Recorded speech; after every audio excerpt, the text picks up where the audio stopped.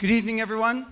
It is such a delight. I am so honored to perform for you today. This is our second performance of the day. We were over at the homeless shelter earlier today. Now, I just want to share with you, for starters, we play in all different venues. So we play in beautiful concert halls, we play, fundraisers, we play in country clubs, we play in homes, we play in churches. But about 30 years ago, I promised myself when I was performing that I would never say no. So this gentleman said, "Oh, would you come and play? I work in a prison." I said, "Sure." I went into a prison and performed. And the reaction was very strong. And I thought, there is a whole lot of people in our culture that are forgotten and we've become very comfortable forgetting about. So now I've played close to 1,000 shows in prisons throughout the world. Yeah. And as long as they keep letting me out, I keep going back in. Not too smart, huh? Not too smart. Ladies, we're going to have an absolutely phenomenal time tonight. I want to let you know, first of all, I brought 3 musicians with me, and they can solo on any stage in the world. They are not good. They are amazing, and that is no exaggeration. So you could pay $500, go to your concert hall downtown, and hear musicians 300 feet away, not as good as the people that I brought tonight.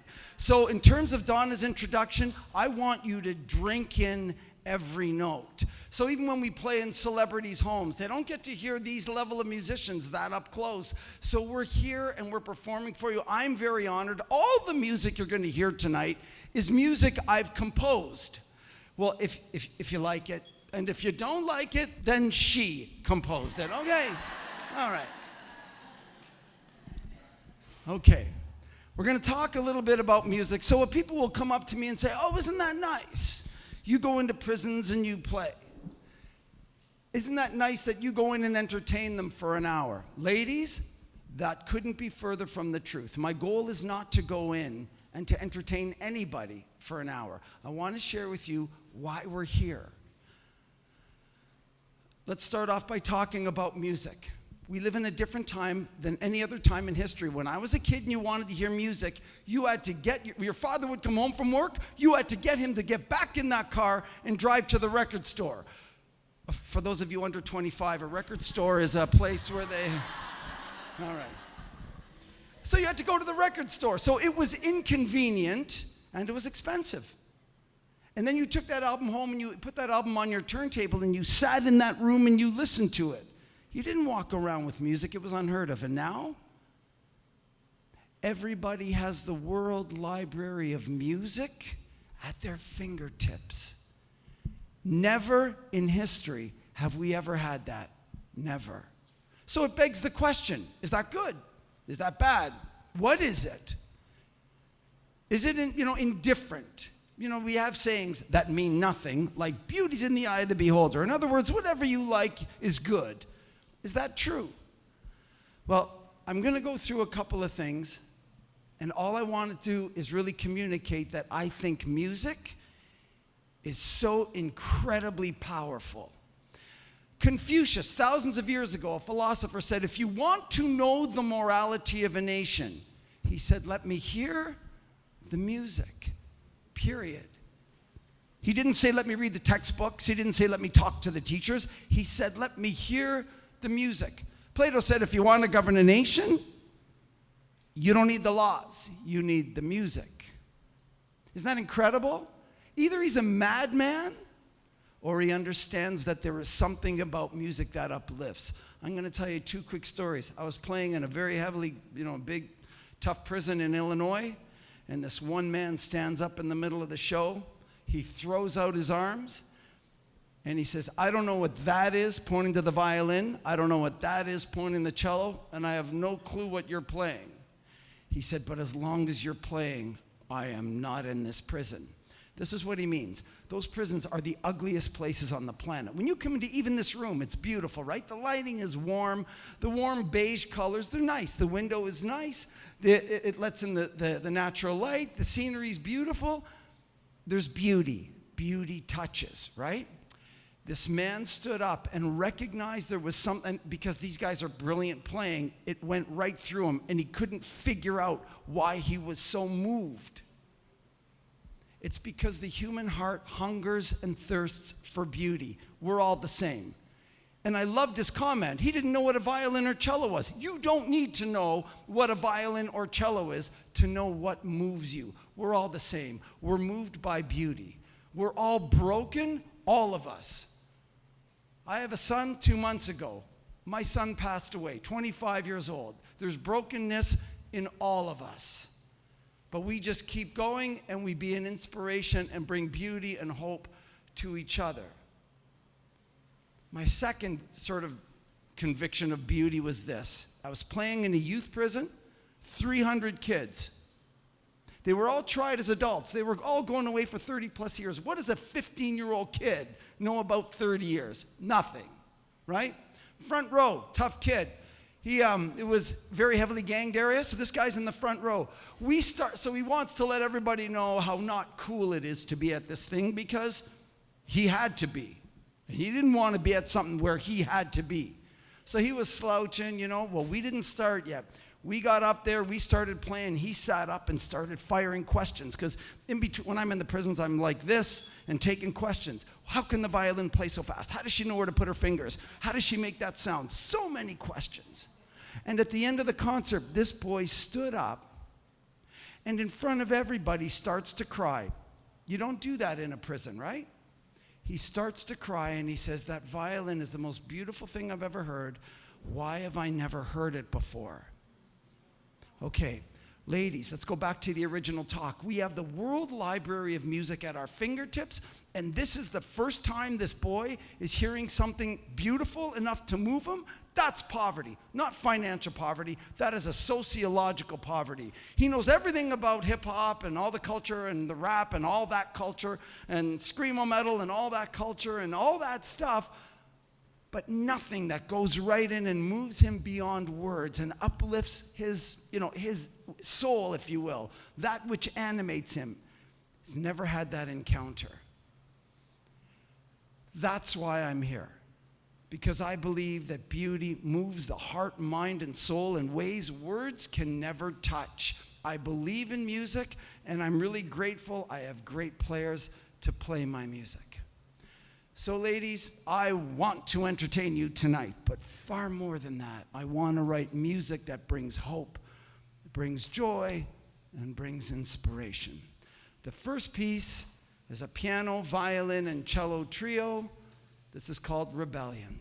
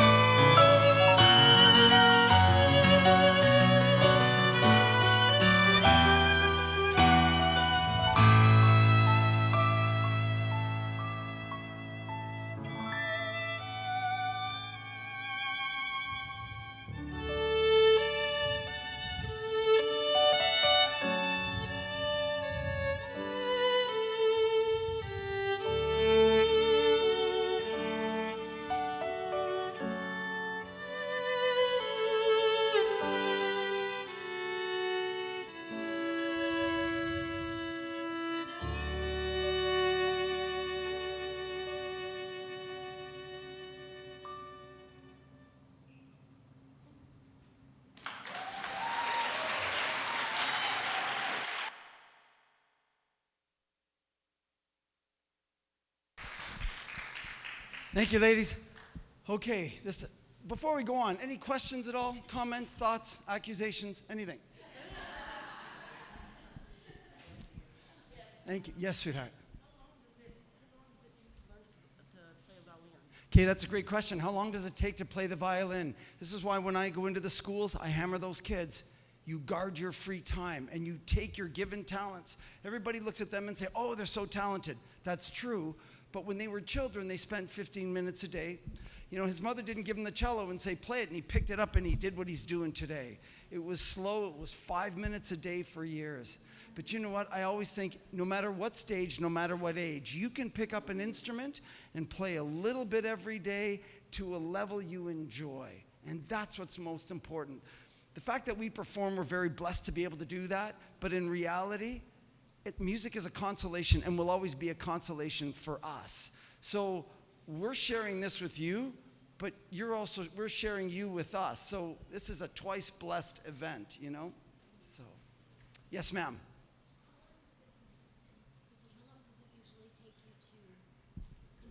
How long does it take? So those kinds of pieces, about a year and a half. But it's not like you're at it for a year and a half. You do a little bit, you put it away, you do a little bit more, you put it away, and then after about a year and a half, it's done. So a while. So, ladies, this next piece, I'm going to get to a question. Sorry, go ahead, dear. No, please go ahead, because I'm going to get you after, so might as well do it now.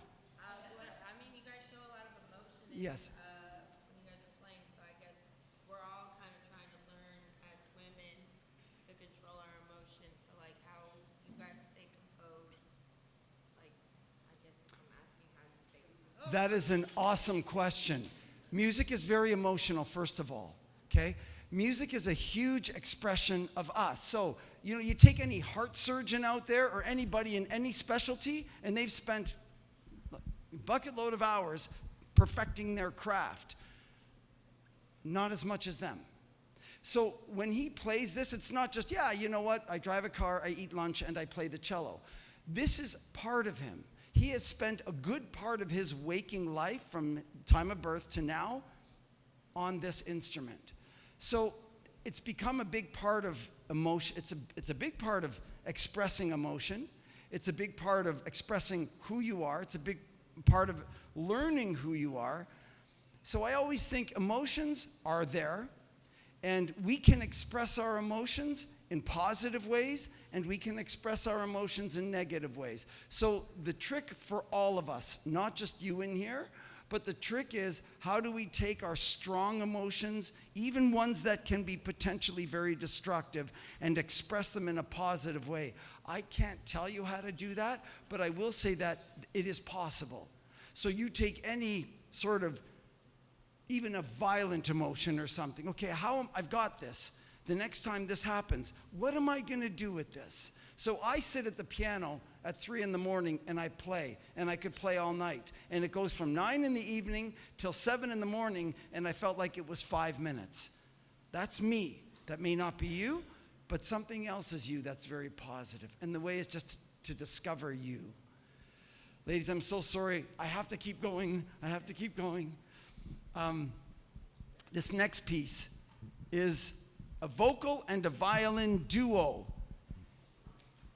This piece has no words to it, so please don't feel sorry for the singer thinking, oh, well, poor thing's nervous, she forgot the words. There's no words, okay?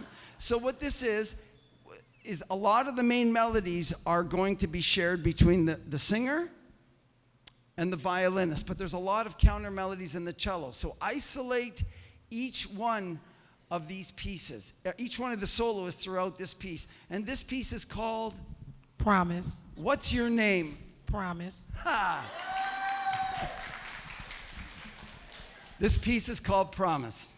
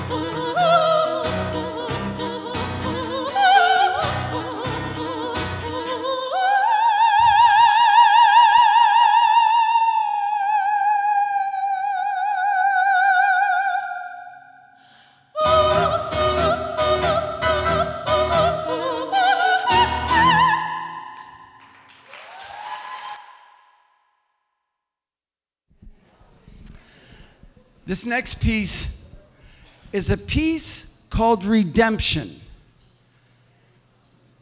You know, one of the questions I get all the time when I go into a unit and play is, why do you come in here and play for us? So really, the translation is, we're so ugly, we've done horrible things, why would you bother to come in here and play for us who are ugly?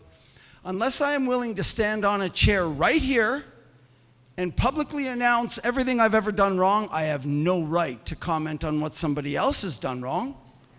Absolutely no right whatsoever. I can read what they've done on Google. They can't read what I've done. It's absolutely no right whatsoever. But they ask because there's this guilt. So I thought I would make a joke one time. I was in Michigan and a guy said, so why do you come in here and play for us? And I thought I'd make a joke. I said, I was on my way to the convent and I made a wrong turn. And here I am. And he said, yeah, me too. True story. You know, speaking of that whole aspect of guilt and so on, I'll never forget. There was a man that came up to me after a show, 91 years old. It was in Texas. And he took my hand and he said, I live with the pain that I caused that family when I was 19. He's 91 now. And I said, you have no idea. No idea. I know it's tragic. I said, but you have no idea what good sometimes comes out of tragedy. Sometimes pain. See, pain and suffering is the only thing we all share. We don't all have hope or prosperity or peace. We don't have all those things. But to one degree or another, we all suffer. Young, old, rich, poor, sophisticated or not, we all suffer. It escapes nobody. But it's not all negative, ladies. Sometimes that suffering is a very difficult, tough, painful, brutal, but honest teacher. And sometimes it takes that suffering that makes us realize and think, how did I get here? How did this happen? How did I let this happen? And so on. And that's almost that's a gift. It's a painful gift, but it can be a gift. You know, I was playing in a women's unit one time in Ohio. It was a great show because this room held 200 women, and they had over 600 women there. There were so many people. They were almost on my piano bench. I mean, there was no room, but it was awesome. It was a great time. And one lady stood up in the middle of the show, and she said, I am at the lowest point of my life. I live here. In other words, I'm not worthy of dignity. There's no dignity. Now, ladies, she then said, I don't even remember what it's like to feel human. Okay, let's put that aside. I have a beautiful daughter. My daughter is 19. My daughter's adopted right from birth. She's one of 6, and she was the only one that was adopted out of the family. So very often throughout her life, she would say things like, I feel disconnected, because she felt that rejection. She says, I love you and Mom, but I feel that rejection. And she lives even now with that struggle of rejection. I was playing in a PTSD clinic in Houston, Texas. There was a man that came up to me after a show. Big man. I got up right from the piano, and he came up and he hugged me. And he says, I've done a whole bunch of bad things during war. There's no God that will ever forgive me for what I've done. He said, I'm definitely going to hell for all the wrongs that I've done during the war. He said, I don't even remember what it's like to feel who I am. Okay. A lot of suffering, right? A lot of suffering. Okay. And then he said, during the concert, I got a glimpse of who I am, and he was hugging me, and he said, and he was hugging me hard. He's a big man. He said, I fear if I let go, I'll lose that sense of who I am. And I said, then don't let go. But in my mind, I'm thinking, but can you hug me a little less tight? I'm going to break my ribs. Suffering. Okay. Ladies, I'm going to invite you, and I don't know how to communicate this, but I will say this. It's okay to say, I need to work on your list, right? I need to be more generous. I need to be more patient. I need to be less combative. I need to be less in your face. I need to be more understanding. I need to be more present, so when you're talking to me, I'm not thinking about other things. I need to be all those things. Good, work on them. We should all work on them. But never, ever question your dignity. The gift to humanity, there is this sublime, mystical, precious, unspeakable dignity that we all share, that we don't earn and you can't lose. It doesn't matter what you've done. You have a human dignity that is priceless. I have a daughter with Down syndrome. She will mentally never be beyond 10 years old. Never. She has it. It's the gift to humanity.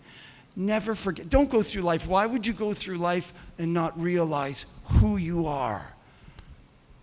Ladies, I wanted to write a piece of music that just uplifted humanity and sort of explored the beauty of who we are. This piece is called Redemption. Now, musically, there's a couple of fun things about this piece. I call it the dance of two themes because there's two main themes in this piece, and you're going to hear them sometimes on the violin, sometimes on the cello, sometimes on the piano, sometimes alone, sometimes played together. I'm going to have my soloist play those two themes now so that you can identify them through the piece. Alex, if you could play the first, please.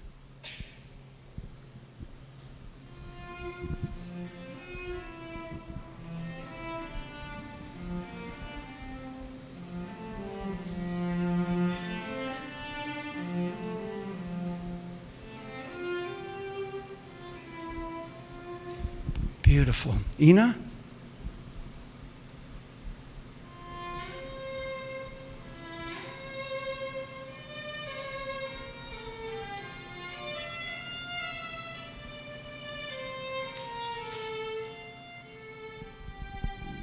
Beautiful. Ladies, the two themes of redemption. Theme number one is the struggle. Sometimes we have to fight and sort of do our best to overcome certain things in us to live higher. And we know what those things are. Always be positive and always conquer them, even if there's setbacks. And the second theme is the glory of redemption. This piece is redemption.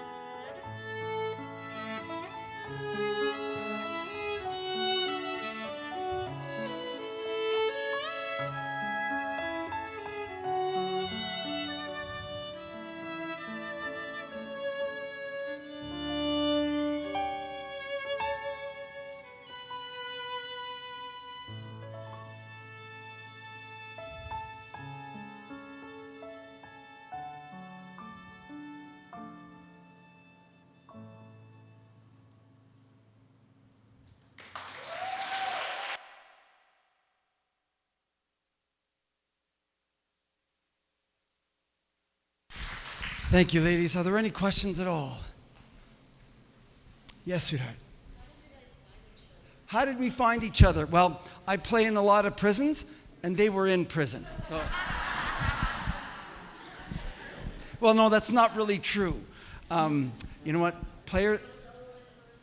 Yeah, I started off doing just piano, and I would sing, and I would just play piano solos. And then I brought a violin, and then you know what? I just thought it's not enough, and so I brought on I started using piano, violin, and trumpet. But then when I sort of heard the violin and cello on my music, I thought that's it. And so I've been touring with a piano, violin, and cello, and a vocalist ever since. Yeah, and you know, it's the kind of thing where I wish I could make us a band, but I can't because of where the places I play, there's not enough funds to do that, right? So these guys have their own solo life, and I have about 10 cellists and 10 violinists and 10 singers that I use, and I use different ones all the time. So if I come back here next month, I could have 3 completely different players. You know what I mean? It's tough, but Yes, sir.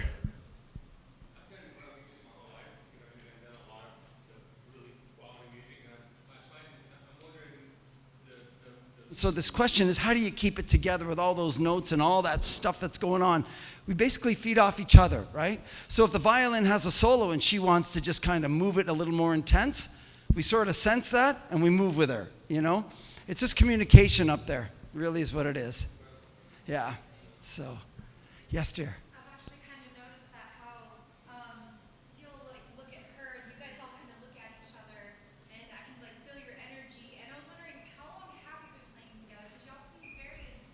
Yeah, so I was fortunate. I've been playing with Alex for a few years. He's been touring with me quite a bit, and the same with Ina now, quite a bit. And Hannah, our singer, this is her first tour. So we just met a few days ago, yeah.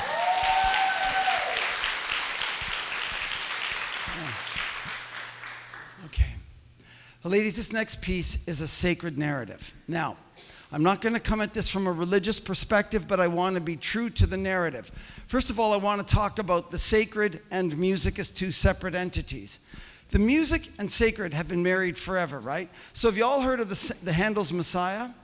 Okay, so Handel's Messiah is performed on every secular stage in the world, but originally it was written as a sacred narrative about the story of the Messiah.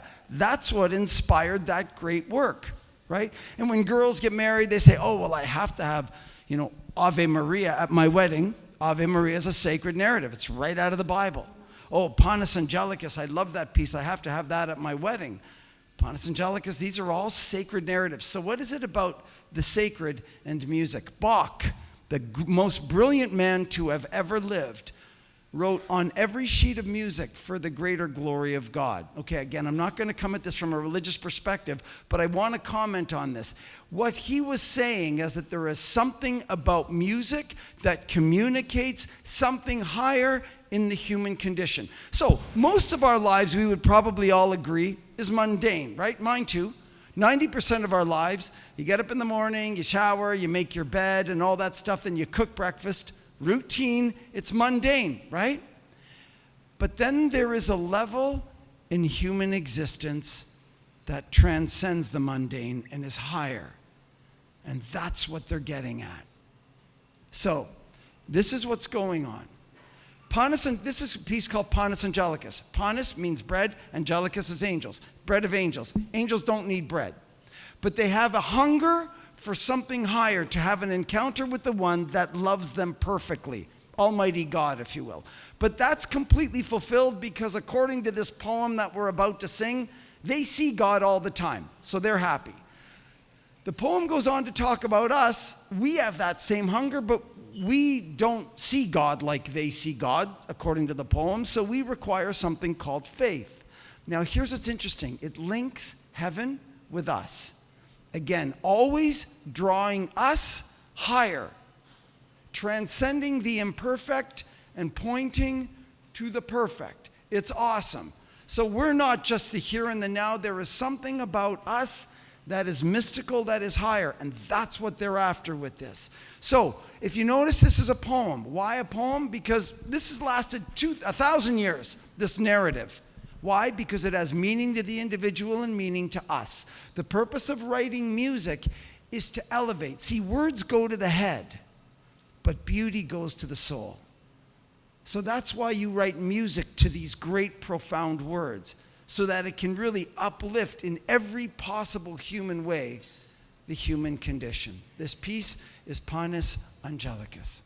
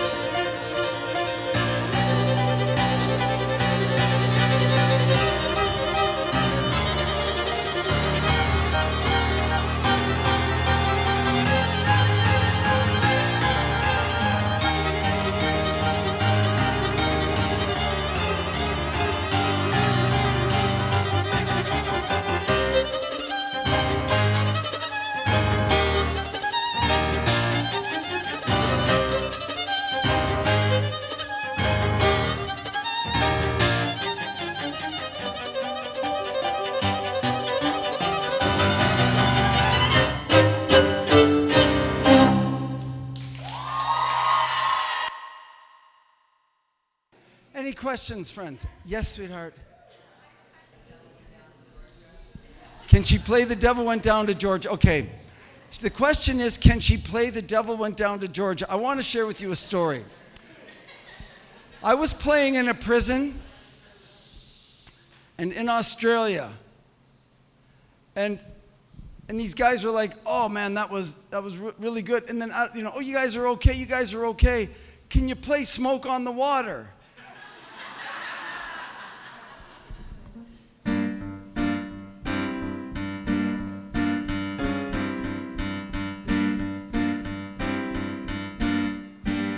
Oh man, you guys are good. After I played Smoke on the Water, he said, man, you guys are good. I'm thinking, Smoke on the Water. It's crazy. She can play The Devil Went Down to Georgia is probably not all that hard to play. They make it look fancy. They make it sound like it's incredible. She can definitely play The Devil Went Down to Georgia. What I noticed is you guys have a lot of communication just by looking. Yeah. Like you guys speak through silence. And Yeah. I really am learning a lot through you guys. See, music is a language. Okay, so in order for you to communicate it, they have to be in sync. They have to be emotionally sort of trying to communicate the same thing, right? And that's the difference between sort of good soloists and great soloists. Our great soloists are really able to sort of keep up an energy for an hour and a half concert and not miss an opportunity every note to communicate something beautiful, right? So really, a performance, what's the purpose of a performance? The purpose of a performance is to really go into the heart of the audience. And you can do that, or you can just kind of play rote. And the difference between playing rote and playing excellence is really a matter of concentration in communication. There's so many things going on at once. I'll give you one example. So here's just one example. Ina, can you just stand up, dear? Okay, so on the violin there are 4 strings, right? There's no frets, so there's nothing telling her where to put her fingers, and so she'll play, right? But when she plays, she has a lot of options. So for example, she can play something with a straight tone. She can warm up that straight tone with a little bit of vibrato. Or she can put a lot of vibrato and make it really intense. Okay, she can do that every note, and there's thousands of notes per piece.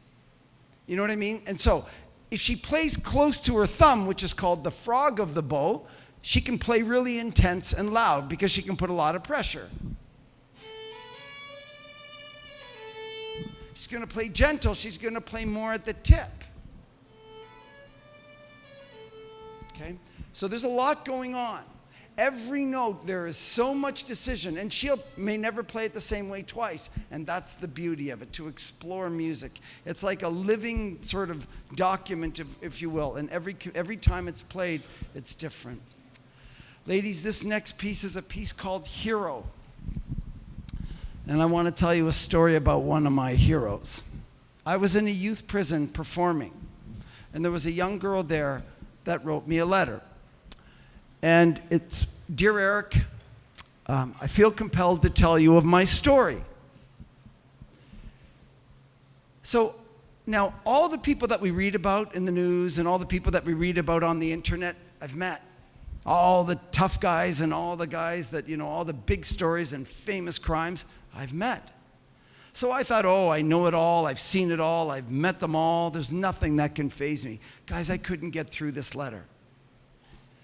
This young lady's life was racked with pain and with neglect. And it was so painful to read. And I thought, there's so much in here, there is no way this is true. I thought this is 90% fiction and 10% truth.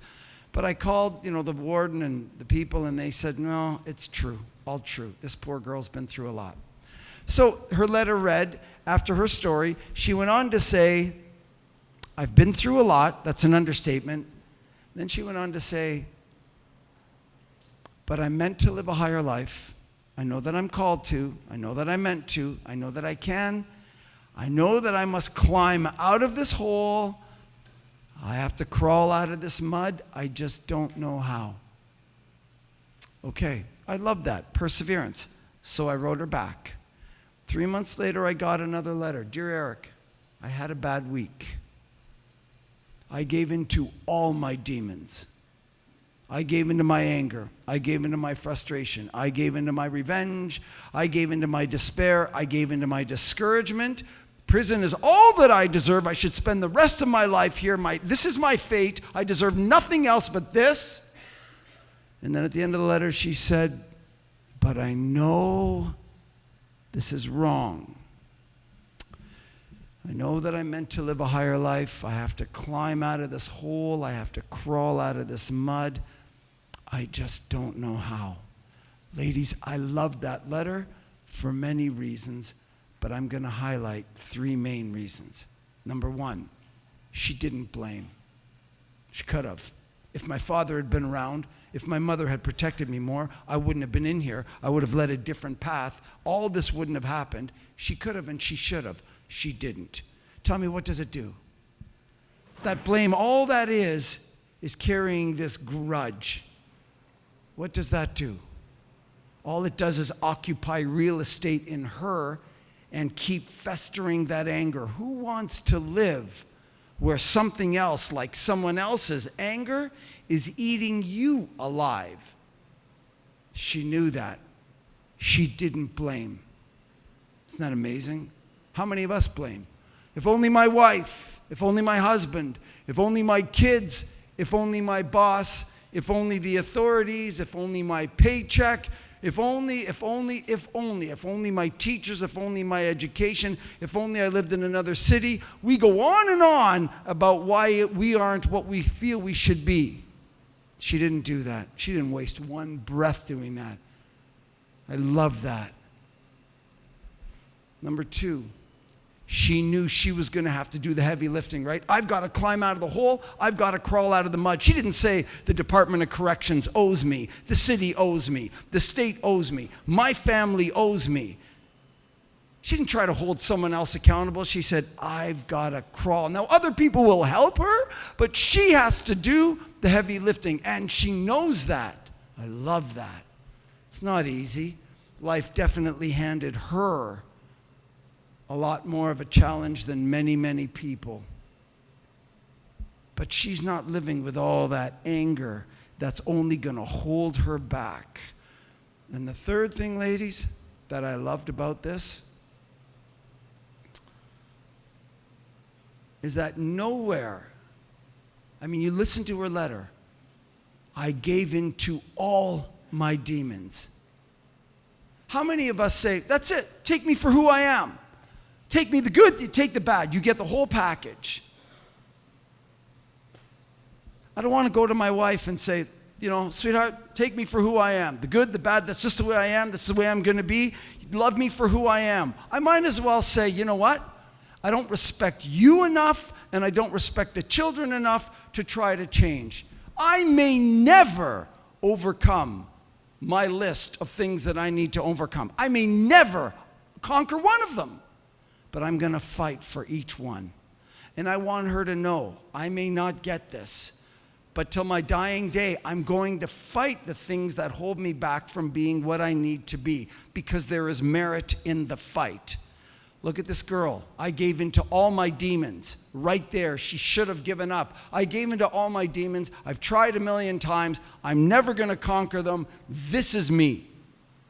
She didn't say that. Talk about 1 step forward and 5 miles back. She didn't say that, ladies. She said, you know what? I know I'm meant to live a higher life. There is merit in the fight. Keep fighting. And you know what else I loved? This wasn't a rah-rah letter. It was a truthful letter. I know I'm meant to live a higher life. I don't know exactly how. Good. Then be like the rest of us and admit sometimes we need help. We go receive the help that we need, the encouragement that we need, the affirmation that we need, the help, the psychological help, the mental help, the emotional help, all that we need in order to make steps forward. But she didn't give up. I love that. There is merit in the fight. Ladies, keep fighting. Your dignity is unspeakable. I love this girl because at a young age, teenager, showed many, many things about her character that displayed a heroism. This piece is called Hero.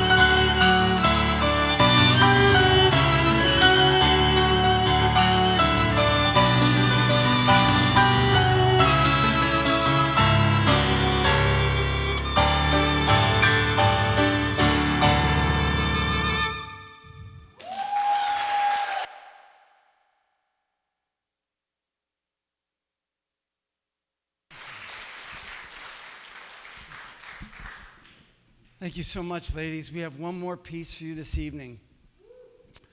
And just before we close, I don't know how many of you have CD players still, because everything's going digital. But I left a CD for every one of you as a gift tonight.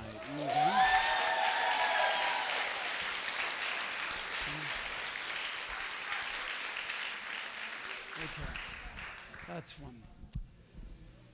The second thing, I would like to thank these extraordinary soloists so much. They are so gifted. I'm so honored that they're playing my music. Our wonderful violinist tonight is Ina Karsheva-Tillman.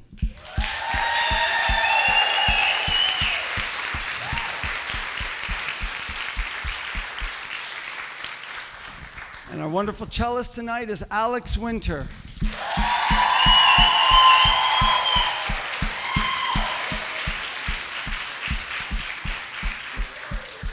And our wonderful singer is Hannah Kim.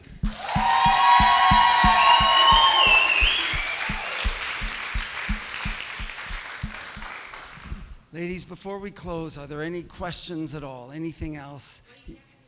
Well, I'm just, apparently, according to her, I'm not even worth watching anyway. I want you to know I'm not sore about that. I'll just remember that for the rest of my Oh, did it really? Okay, so I have a little bit of redemption, do I? I love you. Thank you. That's awesome. Yes, sweetheart.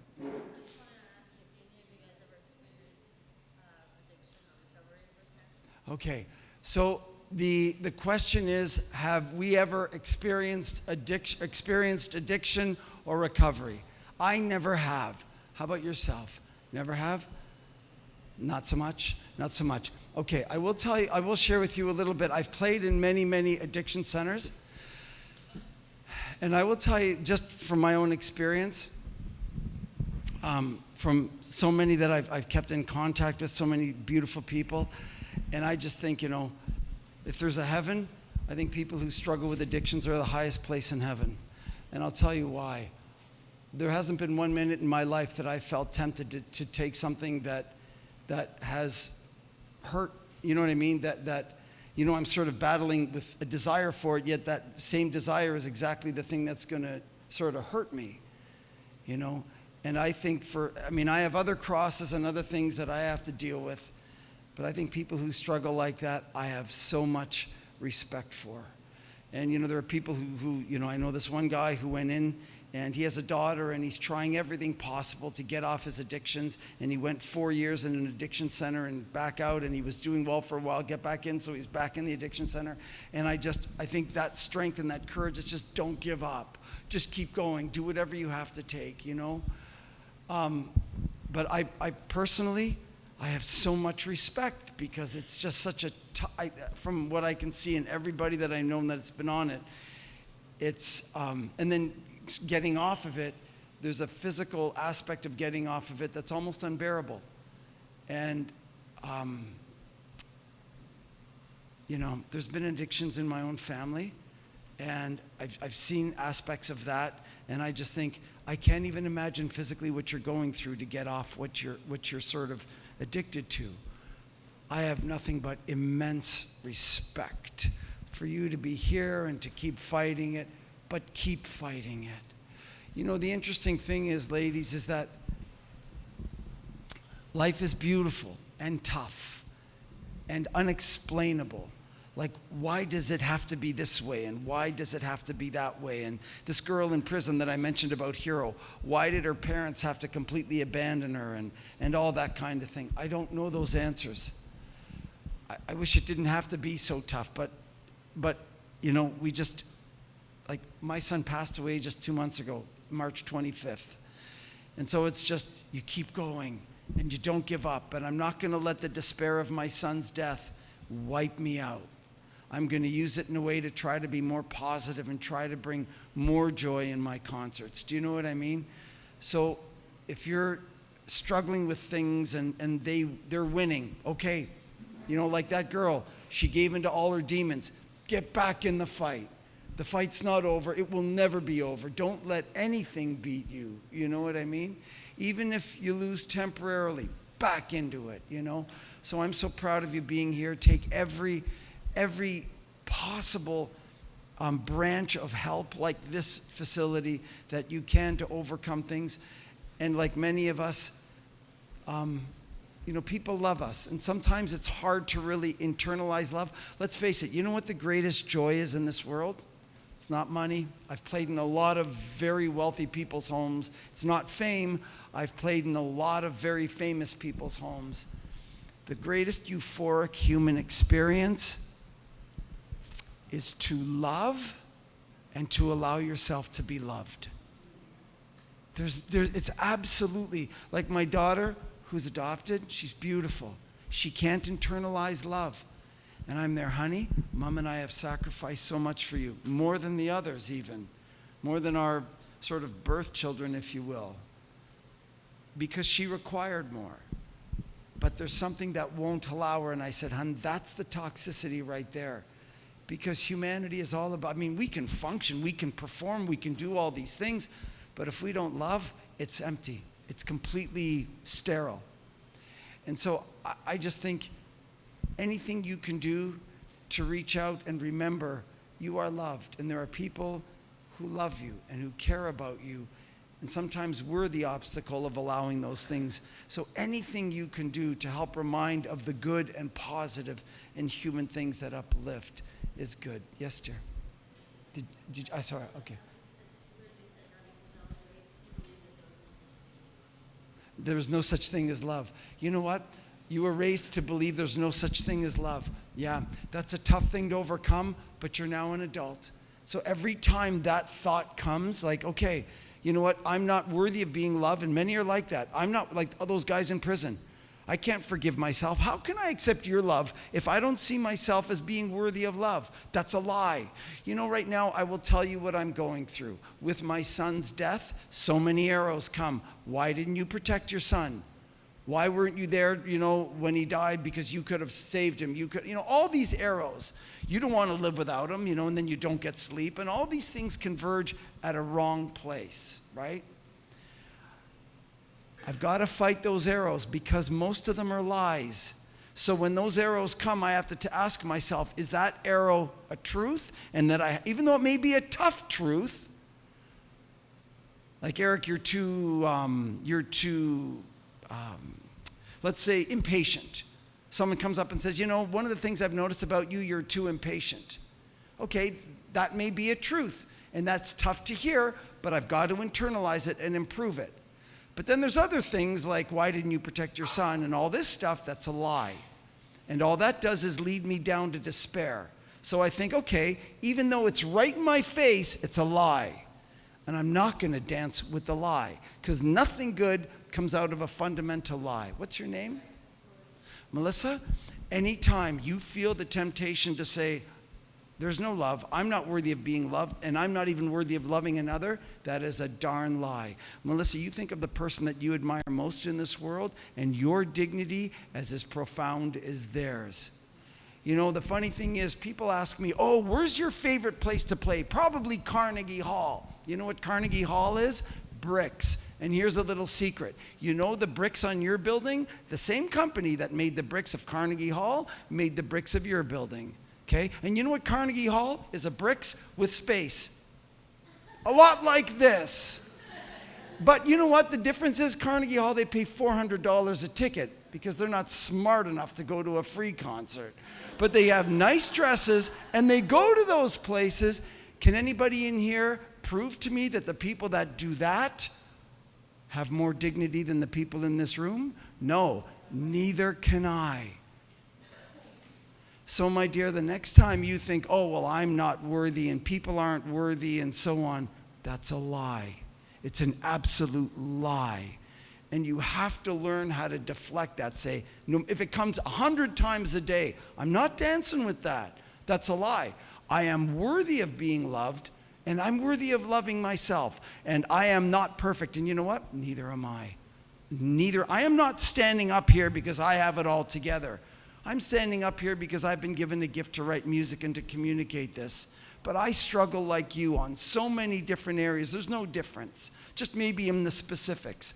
But when those arrows come that tell you you're not worthy of love, that is a darn lie. Every human person, that's the gift of humanity. We are all worthy of love, and we are not perfect. So work on your imperfections. Okay, work on them. Good. Work. Be more patient. Be kinder. Do all those things. It's worthwhile. But that has nothing to do with your value, your unspeakable, mystical, elevated human value, dear.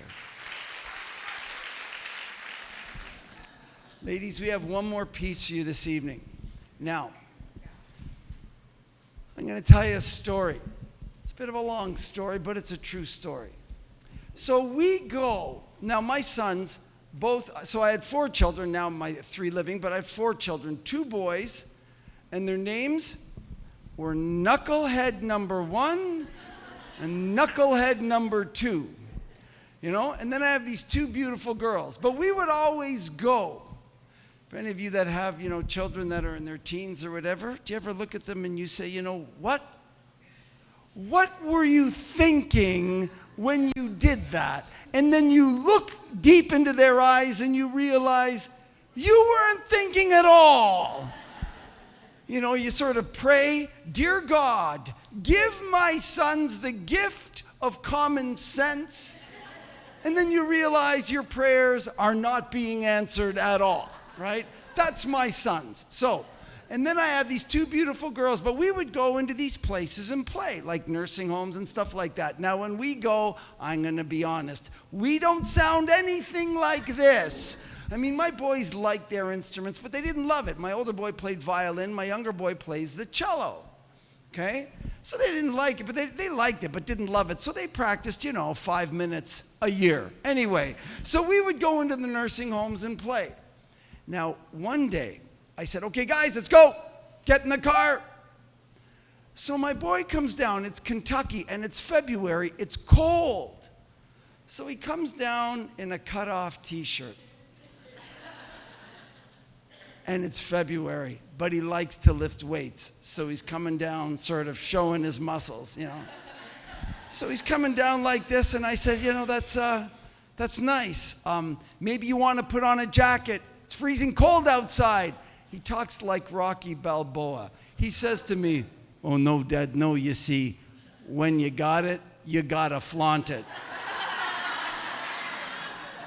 I'm thinking, flaunt what, buddy? We're going to a nursing home.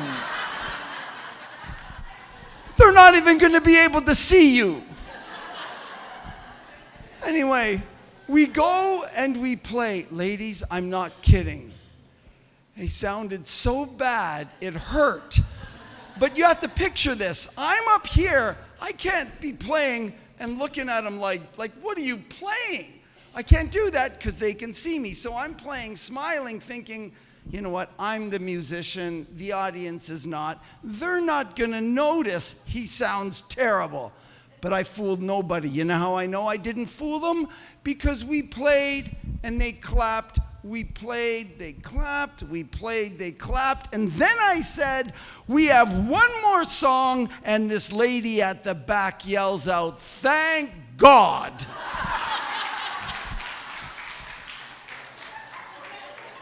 That's when I knew we didn't fool anybody. So I turned to my son and I said, son, I love you. He said, I know, Dad.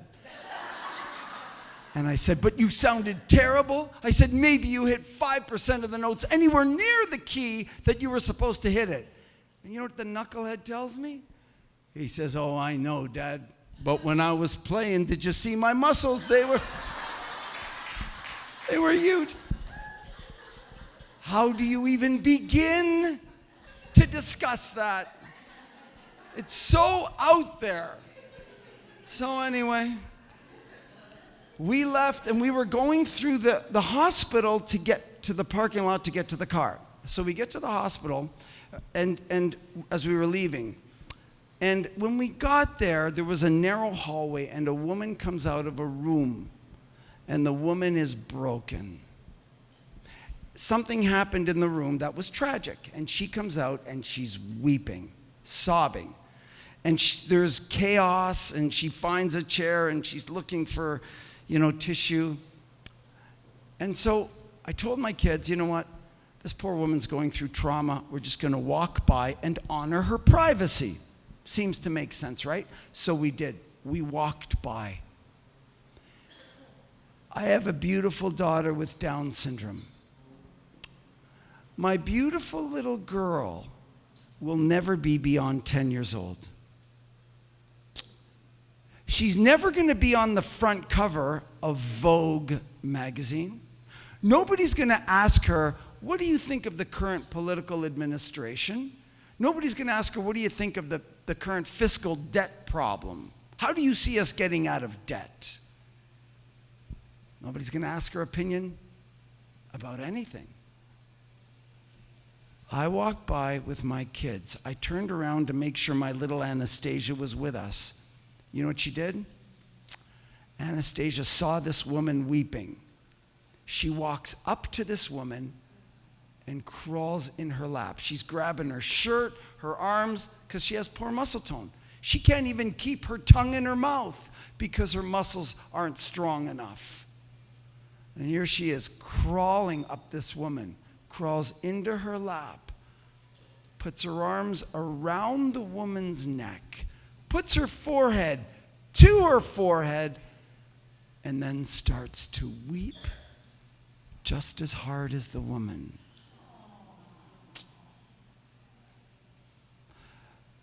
You know what I saw?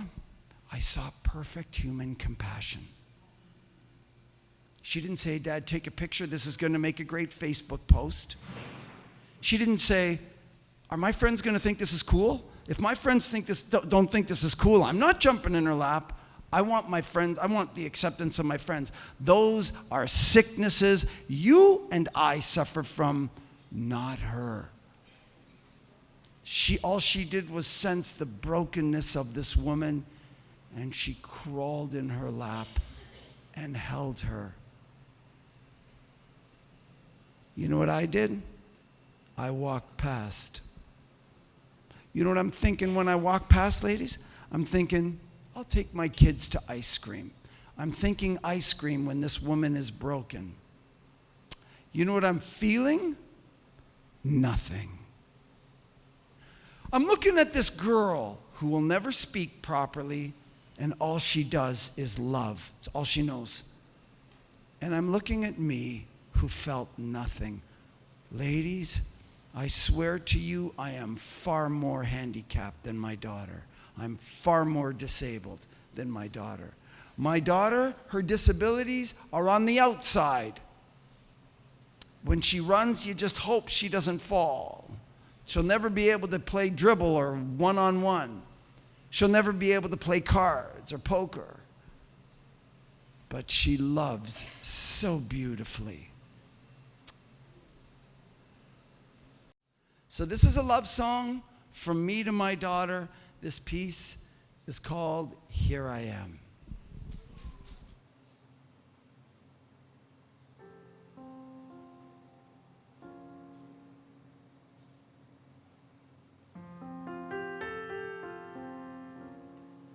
Now be still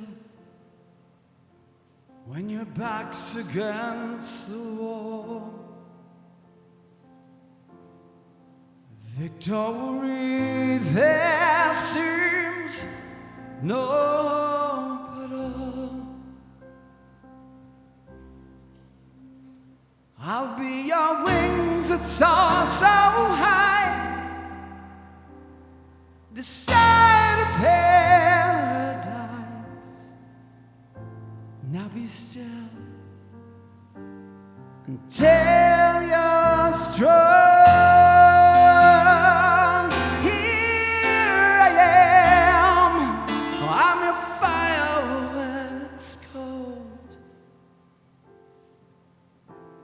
Here I am, I'm your guide when you must your own way.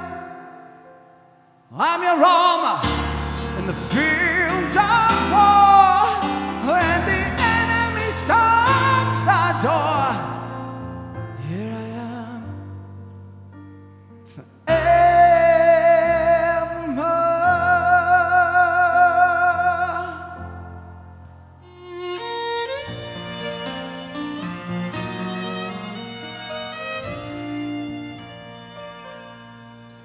Take my hand when shadows hide your